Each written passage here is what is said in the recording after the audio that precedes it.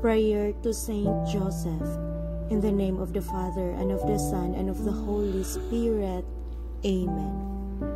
O Saint Joseph, whose protection is so great, so prompt, so strong, before the throne of God, I place in you all my interests and desires.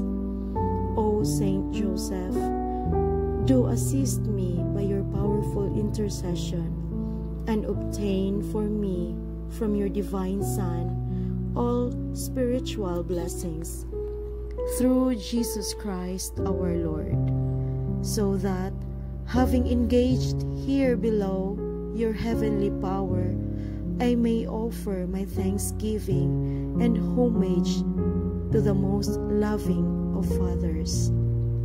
O Saint Joseph, I never weary contemplating you and Jesus asleep in your arms. I dare not approach while he reposes near your heart. Press him in my name and kiss his fine head for me, and ask him to return the kiss when I draw my dying breath. Saint Joseph, patron of departing souls, pray for me. Amen.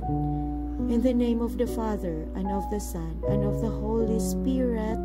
Amen.